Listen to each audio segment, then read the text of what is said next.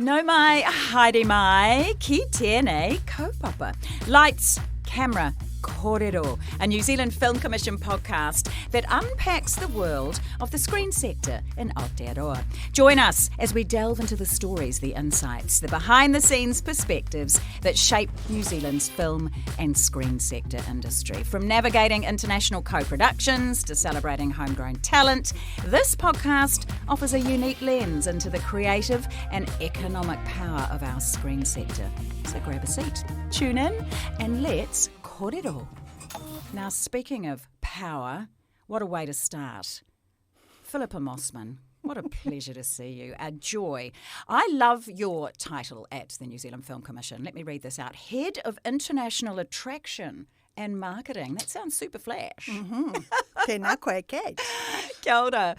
You have been at the absolute epicentre of the New Zealand screen industry for so many years, and I think we can agree so much has changed over that time, and actually particularly since the pandemic and the Hollywood strikes as well. So I kind of want to get a sense from you, just to take the temperature, I guess. How is the industry looking, both here in Aotearoa but also globally? Lovely to be here, Kate. Thank you. Look, the industry here in Aotearoa is optimistic by nature and highly professional. So I think that, things are feeling pretty buoyant here around international productions coming to New Zealand. However, I think it's fair to say I would choose the words on edge. I think that the sector here is feeling on edge. It's been a very difficult few years. Sure, you mentioned the pandemic. Actually, that brought a lot of work to our shores. There was plenty going on here then. But the Hollywood strikes, which only ended in November last year, so a year ago, had a big impact. There was a big drought here. And since then, what's been happening globally is that there's been a really significant, notable, well-documented contraction of production, by which I mean there are fewer productions being made, and we still have all the streaming brands and the requirements of cinema, so these companies still want new films and new television series, but they need fewer of them in order to meet their strategies, and that is having an impact globally. So yes, I would say temperature check, buoyant, professional, but a little on edge. And that reflects itself out in the global market when you're out and about. The economies of the entire screen industry across the world reflect that post the strikes? Absolutely. We are not alone in this. Yeah, I get that. Now, you've recently, literally in the last 48 hours, returned from a trip to LA. Now, you took a group of New Zealand producers across and they came from our production and post-production sector.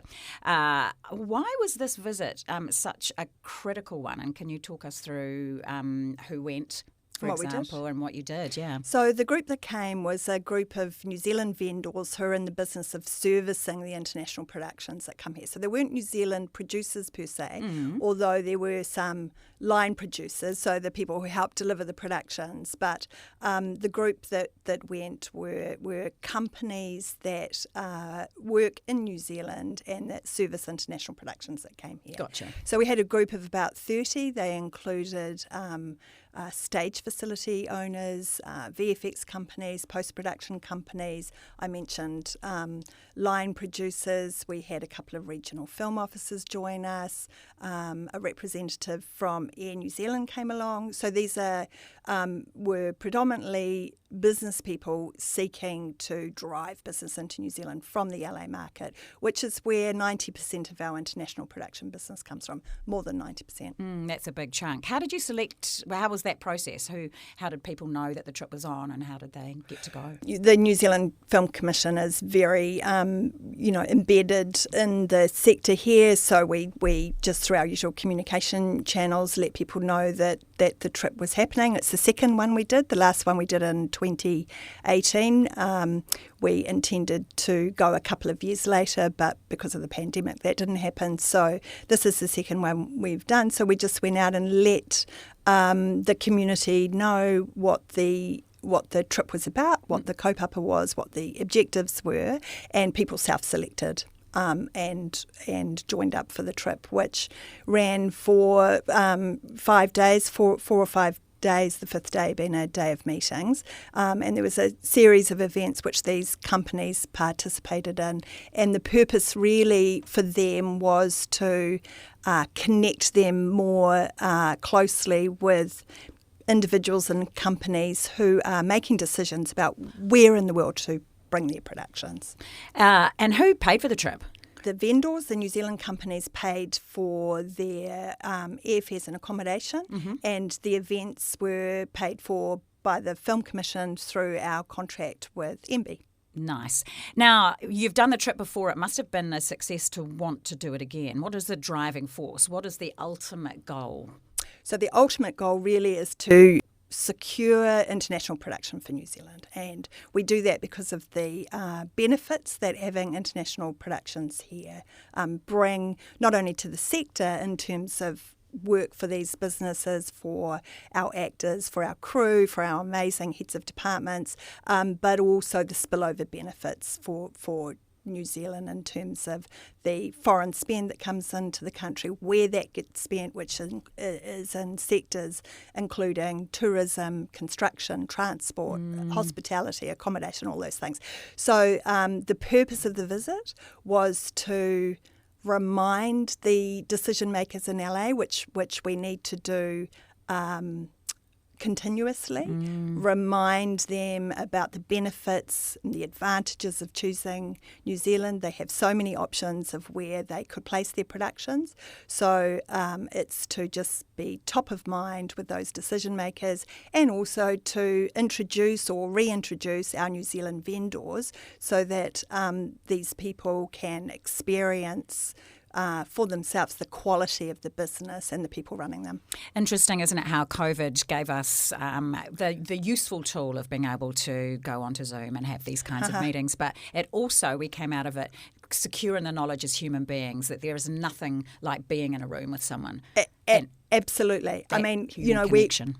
Really, really important. And actually we've had some incredible feedback from the LA companies, the studios that participated in the events, saying things like, we love hanging out with the Kiwis. Thank you so much for coming. We met some really great new people. So what you say is really true. There's nothing like being in the room, being able to read the room, being able to just have closer conversations that are less, when you're doing Zoom, you can get the business done, and that's really important. Yeah. But there's a lot of nuance that gets missed in that. And so it was really good. Agreed. And it's the follow-up, isn't it? So you're already basing your relationship on having that connection, which I think is important. So a setup for something like this, obviously, it takes a lot of work. You've got to figure out what you can do, because that's not a long trip, 5 days. And if you're setting up meetings for that many people, you've really just got to get to the nuts and bolts real quick, I guess. Who did you set up meetings with? Are you able to tell us any sneaky? Oh, God, sure, absolutely.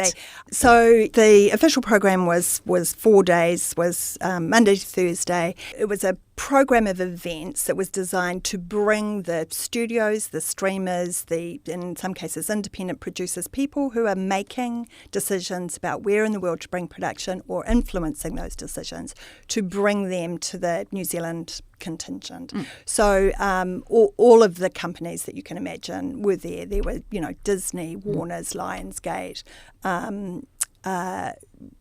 Netflix, Amazon, Apple, all the streamers, all of the studios, Universal, Sony, executives from all of those, and also independents who make production out of Los Angeles. And we should talk about that, actually, because a lot of production has been made out of Los Angeles. Most production has been made internationally. Anyway, I digress, but you're talking about the company. So we had a series of events that were designed to impart information about working in New Zealand, the nuts and bolts of, what our incentive is, what we have to offer, what the current state of play is, and also networking and an opportunity for our New Zealand vendors to have one-on-one with each of these executives. We also worked with the consulate, the Los Angeles consulate, and the new consul general there, relatively new, Katja Ackley and her team, who were amazing. And she opened up the official residence in Brentwood for us to hold a couple of events there. One was a very small function with very senior government affairs or senior production or incentives executives with the studios, small and intimate ability to have some really in-depth conversations about the state of the industry, what New Zealand has to offer, all of the things. We also wanted to hear from them about what's going on there. And the second event we had at the official residence was actually bringing together again the participants in 3 familiarisation trips that we have had in New Zealand in recent years. And so we brought that group together, and actually I remember you being involved in a presentation we did to one of these fam tours, they call them in the US. We call them a famils. So there's lots of little linguistic differences that we enjoy navigating with each other. But so the second event was an informal dinner, bringing those executives together again. They love seeing each other actually, as well as reconnecting with the New Zealand Film Commission and the messages that we have about working in New Zealand. Having a consul over there that is focused on this sector must be a real help, a real boost, a gift. It's wonderful. Yeah. Look, we're really excited about where that collaboration is going to go with the consulate there. They are right in the heart of the entertainment city, which is, our fishing ground, if you like. And they, and Kutch is really working hard to understand the drivers of the sector. So we're really excited to have that close working relationship with the consulate. Forgive me, I should know this. Does the Film Commission, or have they ever had a small office or anything up in, it is the epicentre of production. I think Screen Australia maybe has a person up there. Is that something we've ever done or would consider doing? Look, presence in the market is really important. We talked a little bit about the value and the impact of actually being there. So and currently we do that by a number of visits into Los Angeles every year. It is very important to have presence in the market and to be able to respond quickly to things that are happening on the ground in order to put the New Zealand message in front of it. You mentioned Screen Australia. Actually, they have a separate organisation called Ozfilm, who has, I think, 4 or 5 staff in the market, and actually all of our main competitor countries, because it is extremely competitive. They do tend to have offices in Los Angeles. What we do with our budget is to make sure that we're in the market frequently. Yeah, I guess that must work. In fact, you've segued perfectly into my next question. I want to get a sense of who, you said that over 90% of the business coming out of LA, is that right? I think I've underestimated it there. I don't actually have the exact number, but still it a huge number. Yeah, more than 90%. Who are we competing with across the world? Because I feel like that shifts and changes. Currently, who are our biggest competitors as we fight for this dollar? Yeah, look, the competition is really heating up, and it has heated up, probably since the pandemic, I think. And the way that is characterised, the way we can see that is that increasingly new countries are coming online with incentive programs, for one thing. Now, the decisions about where these gargantuan productions in many instances go are not based only on incentives. There are other factors which it'd be great to talk about. But the fact of the matter is that the bottom line around where it makes economic sense for these productions to place themselves will determine where they bring all their incredible benefits. So to your question about competitors, well, there are over 100 countries or jurisdictions that offer incentives, and I say jurisdictions because some countries, such as the United States, for example, have different incentive programs, across the country. So there'd be over 100 incentive programs. Our keen competitors would be the UK. I'd put it at the top of the list. Everybody wants to go there. The message that's been sent through their regulatory environment, the incentives program, is that the UK is so thoroughly open for business, for this international business, and the settings that they offer are, incomparable, really. Also, the stars, the directors, they love going to London. They love going to the UK. So I would put that close to the top. it's different for different productions, in terms of what our greatest competitor is. However, the UK, Canada would be the next that comes to mind. And the reason for that is always incentives, but also proximity to Los Angeles. And that's important because, actors like the opportunity to be able to get home for the weekend, for example, and continue their lives and take their kids to sports and, have a life. And the studios and streamers are negotiating with the stars about where they will be prepared to go in the world. And it's a different thing if you're going somewhere to, as a cast member in a feature film that might take you away for, a couple of months perhaps, compared to a long-running series, which brings great benefit to an economy, but for the stars, that means they're also committing to themselves or their families being away for a long time. Anyway, 100%. I'm very digressive, you can see that. Anyway, so Canada, we talked about the UK, we've talked about Canada.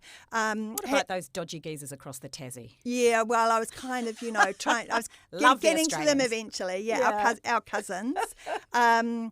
Yep, absolutely. They are a keen competitor for us. If a production is considering coming to the Southern Hemisphere, then it's Australia and New Zealand. The incentives that Australia offer are very eye-catching, shall we say, headline-grabbing.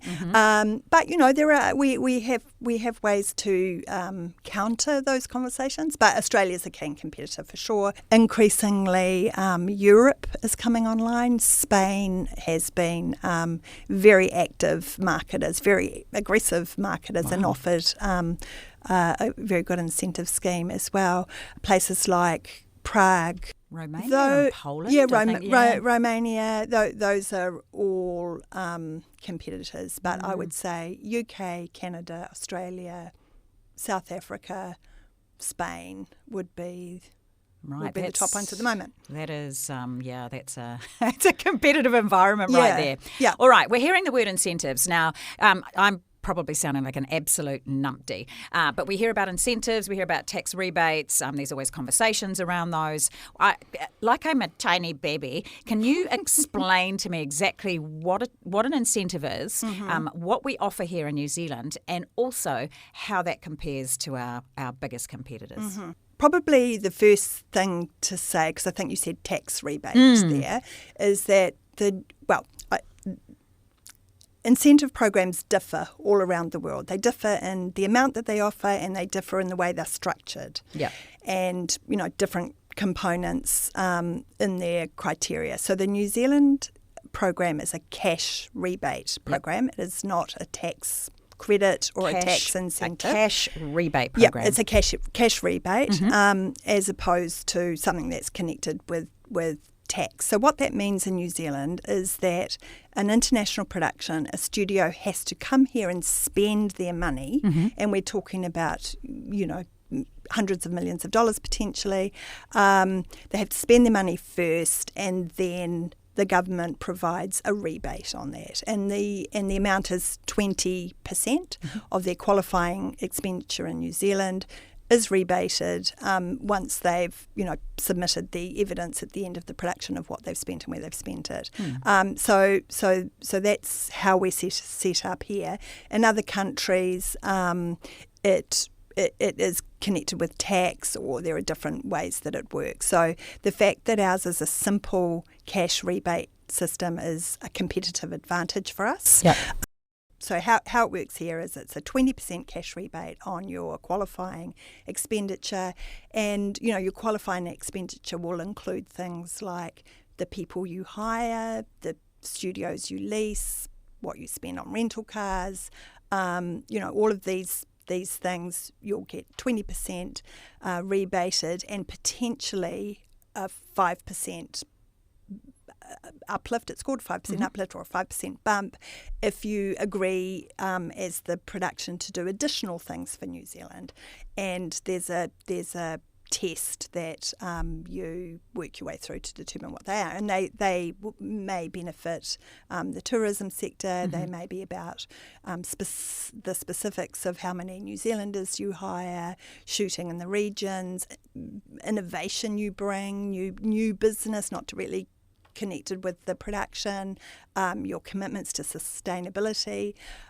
We do have mandatory requirements around sustainability, but all of that sort of thing could get you in the realm of 25%. Now, just by a direct comparison, Australia has a confirmed 30% as a federal incentive, and then each state offers a bump from that. So you can see right there on the raw numbers where we are offering less. However, there are many other things that we talk about beside the incentive to make sure we stay in the room and stay in that conversation, which is our goal always, and was our goal with the trip that we took up to Los Angeles recently, was to stay in the conversation about where these productions go. How much money does it bring in to the New Zealand economy, the screen industry? Well, over $1 billion a year, 1.3 more, a little bit less in a year, and that's live action and VFX production. So in that realm, and of course it brings that money not just into the screen sector. It brings that money into the economy generally.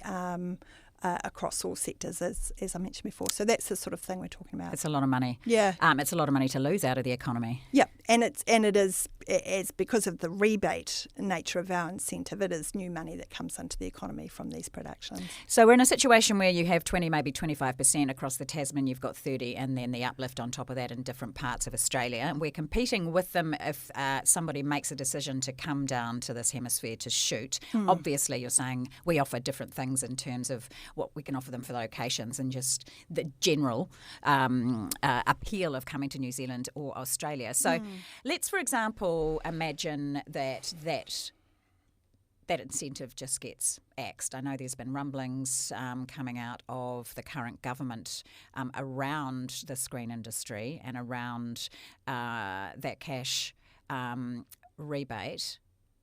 What if it disappeared entirely?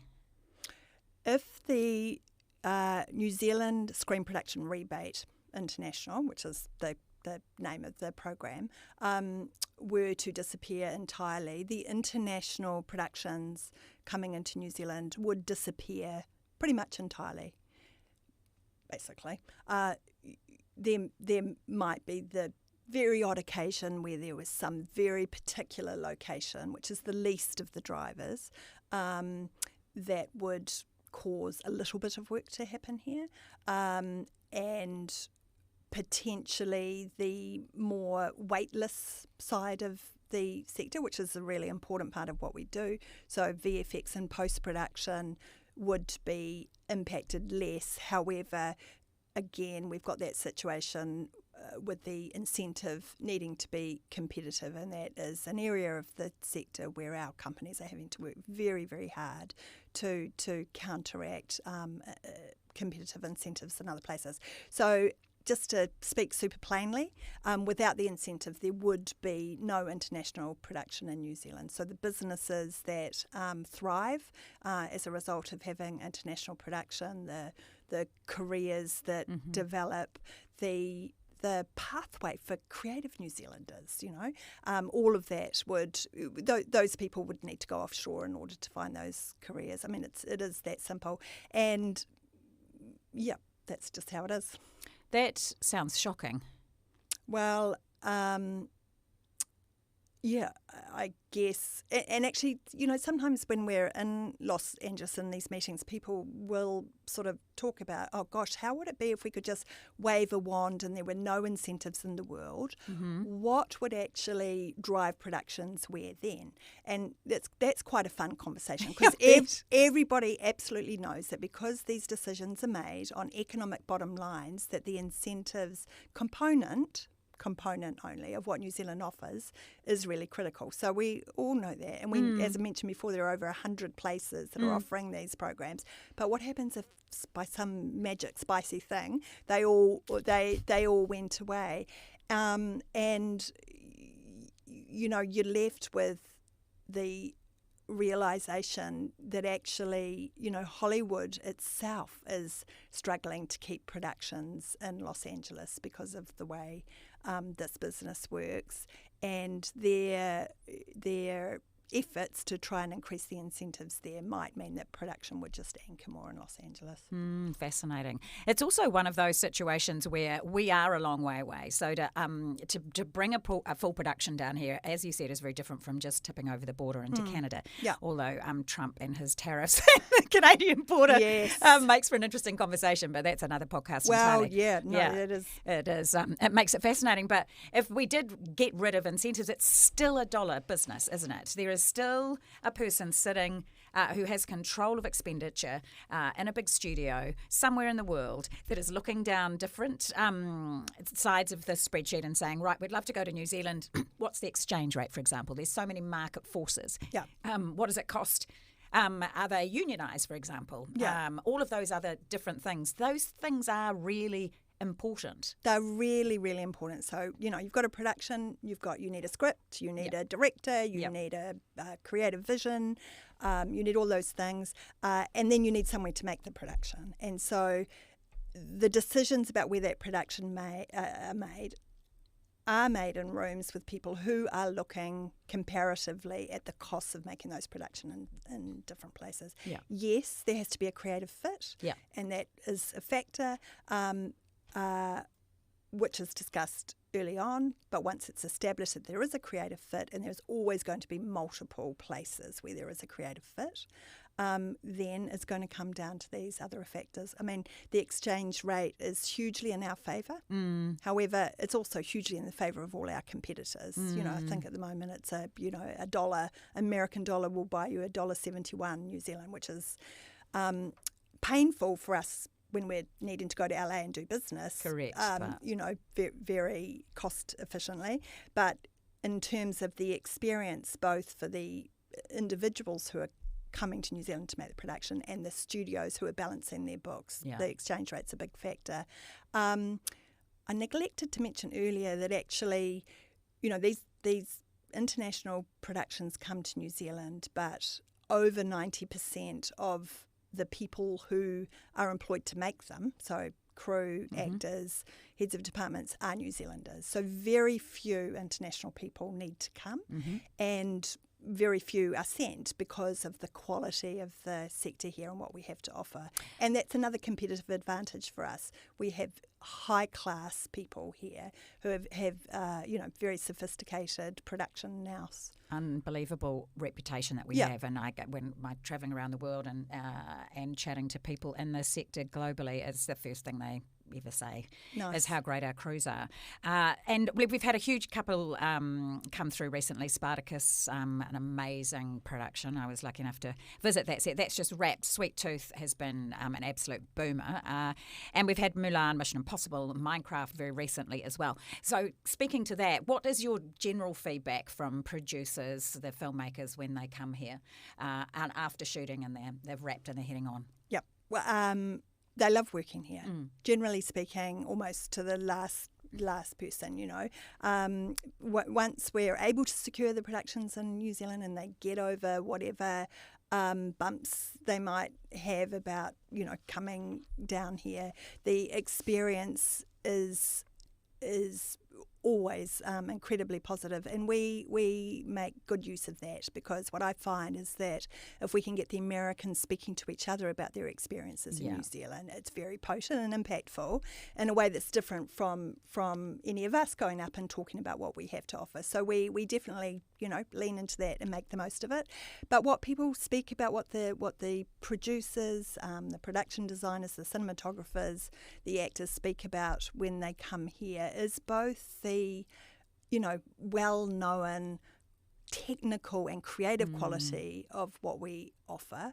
And, we've got a long history of this now. If you think it was 30 years ago Don't you dare. that Jane Campion, won the Palme d'Or in Cannes, for example, and, the productions that followed Peter Jackson with Heavenly Creatures, our early foray into VFX.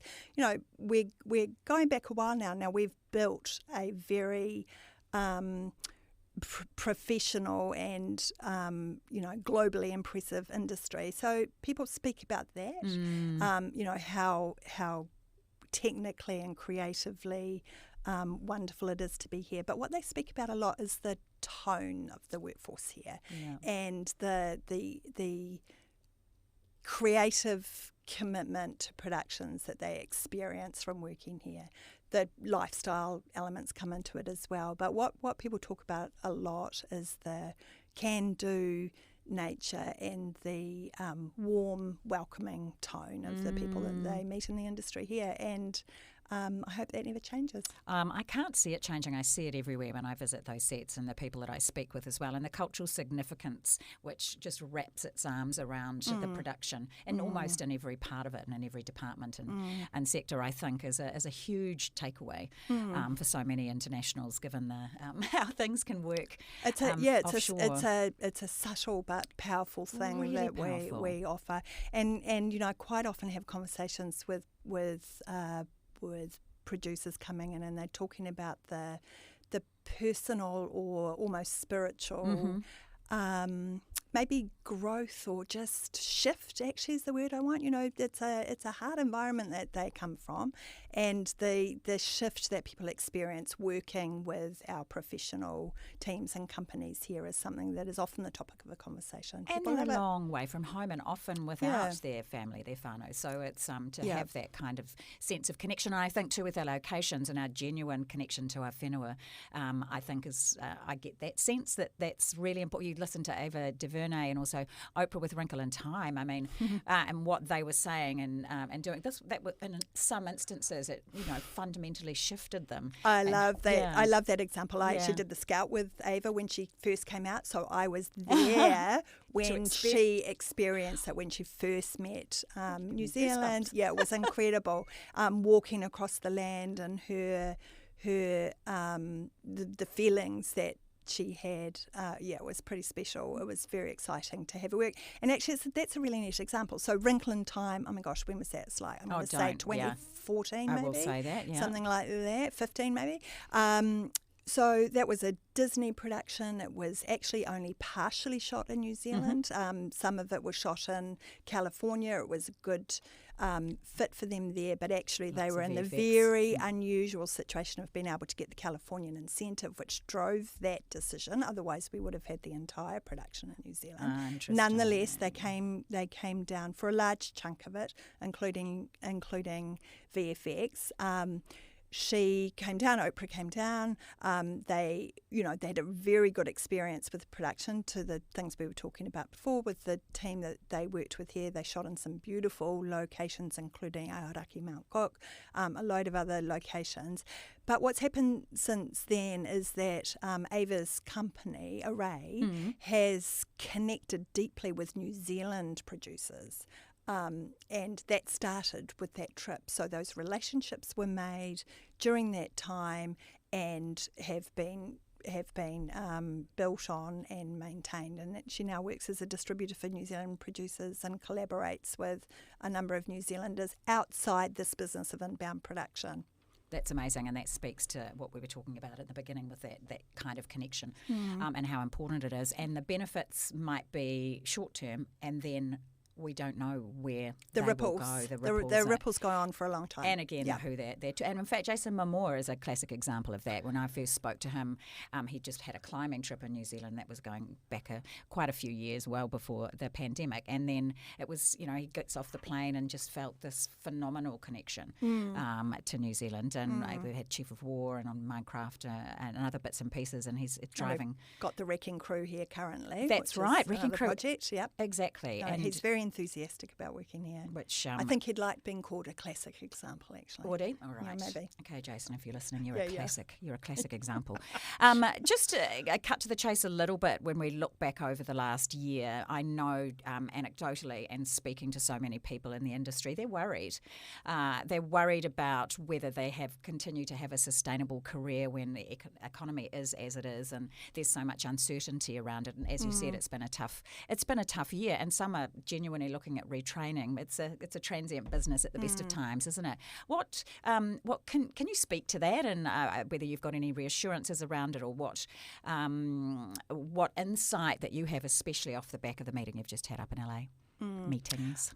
Yeah. Well, look, it was a very difficult and worrying time during the strikes, where essentially no international production was able to come in, pretty much, and a lot of people were out of work. That was worrying for crews across the board. It was also worrying for all our businesses, our stage facility owners, which are private owners who have invested very, very heavily in the industry and making the industry viable as an offering for international production. So it's deeply concerning. We feel like the industry seems to feel at the moment much more optimistic. We've got, a wonderful Netflix series that is underway in Auckland at the moment. You just mentioned Spartacus. That's wrapped. Fingers crossed there could be a second series. Who knows? Time will tell. There's another large feature that is very close to making a commitment. We can see others on the horizon. So, provided we can continue to work cohesively as a sector and continue to offer something that's competitive in this global environment, then I hope people will feel less worried, because the international productions are still choosing New Zealand. We just have to work very hard to make sure they continue to do so. So I have magically appeared Nicola Willis. She's sitting right here. There she is. Off the back. Tēnā Nicola. You are speaking on behalf of those people in the industry, as you just did. This is a concern. What have you got to say to her? Thank you, Nicola, for your commitment to the New Zealand Screen Production rebate. It absolutely underpins the successes that this sector brings for the country. The 1.3 billion plus new money that comes into the economy from the sector. We thank you for your commitment to the rebate and continuing to speak internationally about that, because our clients, if you like, the studios and the streamers, they hear those messages from politicians that there is certainty around the incentive and the rebate. So it really matters the way in which you speak about this. One of the really good things about our rebate program is the fact that it's not capped, that the more production that chooses New Zealand, the rebate is there for them. What happens with countries that are suffering under a capped system is that actually the studios will disregard them in their first sort of considerations of where to go, because they don't have they do not have certainty that the incentive will be available to them, because it may not be, and that certainty is one of the other key drivers for production. So thanks for that too, Nicola. Great suit. Great suit. Yeah. So well dressed. Nicola, you're a star. Thank you.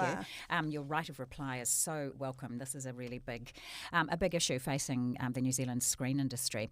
I'd like to get just kind of, we could just literally talk all day, honestly, Philippa.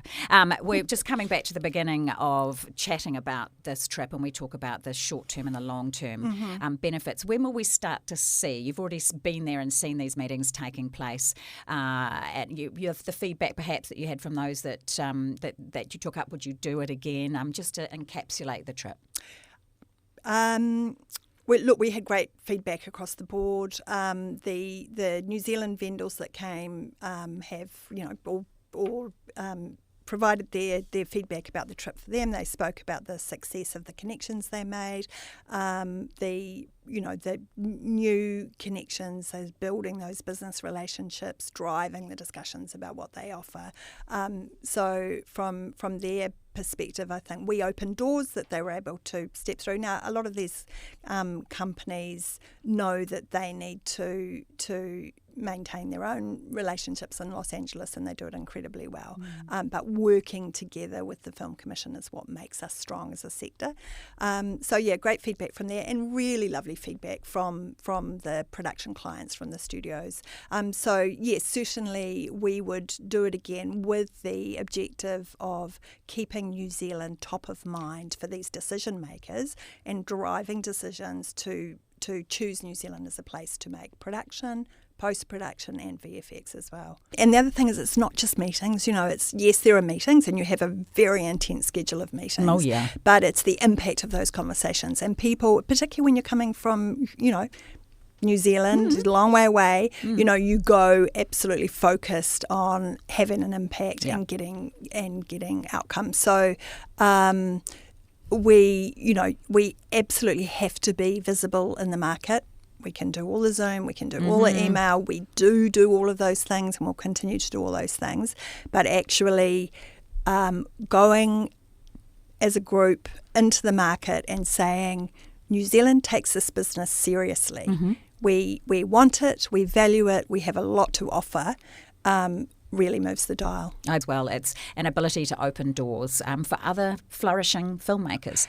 Well, I love it's actually a good note, because we were talking before about the piano. Jane Campion's the piano. That was 30 years ago, and she has recently been conducting a film intensive for the new wave of filmmakers, which she's been doing absolutely off her own bat. The first foray was funded by Netflix, actually, after The Power of the Dog, which was a co-production, international partners, funded by Netflix, shot in New Zealand. After that production, Netflix said to Jane, what would you like to do next? And they probably had in mind the next feature film for their streaming service. But she said, I would like to do a film school in New Zealand, which she's now in the second iteration of.